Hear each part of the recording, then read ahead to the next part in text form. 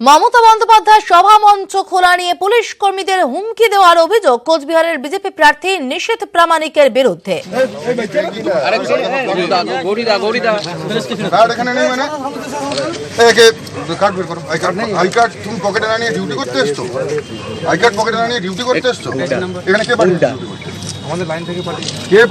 পুলিশের লোক কি ফোন করো তুমি কাকে পাঠিয়েছো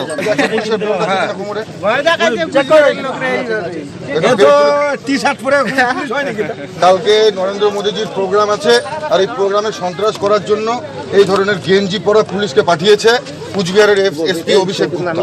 আমরা কুচবিহারের এসপির অবিলম্বে অপসারণ দাবি করছি। তুমি স্যান্ডো গেঞ্জি পরে ডিউটি করবে?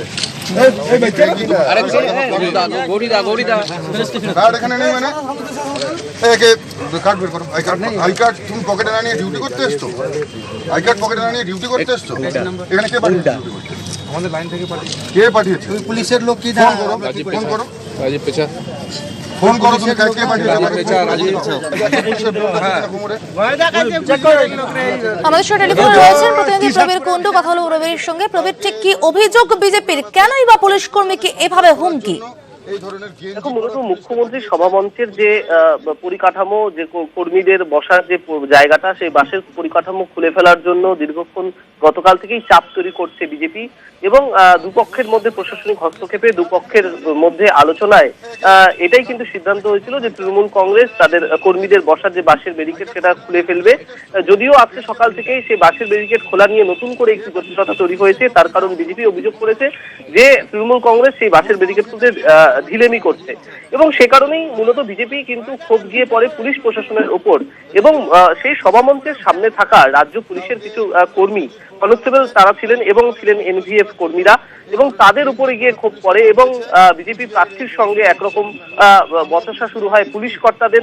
সেখানে যে পুলিশরা দায়িত্বে ছিলেন তাদের এবং সেখানে দায়িত্বে থাকা দীপক বর্মন নামে একজন এনভিএফ কর্মী, যিনি সেই মাঠের দায়িত্বে ছিলেন, সেই এনভিএফ কর্মীর ওপর হুঁশিয়ারি দেন, এনভিএফ কর্মীকে হুঁশিয়ারি দেন এই বিজেপি প্রার্থী নিশীথ প্রামাণিক এবং মূলত তার অভিযোগ যে এনভিএফ কর্মী কোনো তার যে পোশাক, পুলিশের পোশাক পরার কথা ছিল, পোশাক অবস্থা তাকে দেখা যায়নি, তার যে পরিচয়পত্র তা দেখা যায়নি এবং মূলত বিজেপির অভিযোগ পুলিশ কেন সভা মঞ্চের এখানে পাহারা দিচ্ছে সেটাই কিন্তু মূলত ক্ষোভ বিজেপির এবং সে কারণেই এইভাবে এনভিএফ কর্মীর কাছে এইভাবে এনভিএফ কর্মীকে আজকে হুমকি দেওয়া হয়, হুঁশিয়ারি দেওয়া হয় এবং তার পরিচয়পত্র জানতে চান, তার পরিচয়পত্র কোথায়, সে পুলিশ কিনা, সে কেন এখানে রয়েছে মঞ্চের সামনে, এই সমস্ত একাধিক প্রশ্নের মুখে পড়তে হয় এনভিএফ কর্মীকে এবং নিশীথ প্রামাণিক সহ বিজেপি কর্মীরা তারা আজকে একরকম এই পুলিশের উপর চাপ তৈরি করেন কোচবিহারের রাসমেলা মাঠে মমতার মঞ্চের সামনে। ধন্যবাদ প্রবীর। ফোন করো তুমি কাকে পাঠিয়েছো?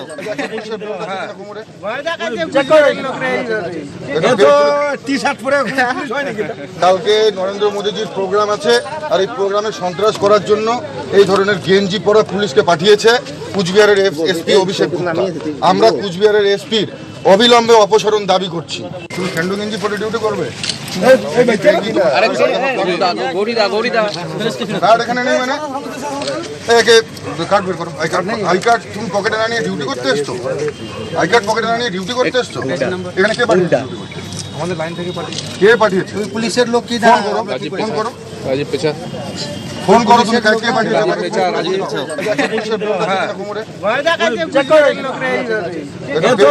টি-শার্ট পরে কালকে নরেন্দ্র মোদীজির প্রোগ্রাম আছে আর এই প্রোগ্রামে সন্ত্রাস করার জন্য এই ধরনের গেঞ্জি পরা পুলিশকে পাঠিয়েছে কুচবিহারের এসপি অভিষেক গুপ্তা। আমরা কুচবিহারের এসপির অবিলম্বে অপসারণ দাবি করছি। তুমি স্যান্ডো গেঞ্জি পরে ডিউটি করবে? আমাদের নেতা ভারতবর্ষের প্রধানমন্ত্রী নরেন্দ্র দামোদর দাস মোদী, প্রশাসনের পক্ষ থেকে আমাদের অনুমতি দেওয়া হয়েছে। এই হচ্ছে অনুমতির কাগজ। অনুমতি দেওয়ার পর মাঝখানে একটা তৃণমূল কংগ্রেসকে একটা স্ট্রাকচার বানাতে দেওয়া হয়েছে। এই মাঠে প্রধানমন্ত্রীর সভা, ভারতবর্ষের কোনো রাজ্যে কোনো জায়গায় এই জিনিস ঘটতে পারে না যা এই রাজ্যে ঘটছে।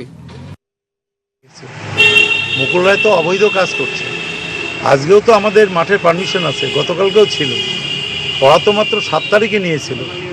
তাও আমরা প্রধানমন্ত্রী আসবে সৌজন্যের খাতিরে আমরা যতটা সম্ভব খুলে দিচ্ছি।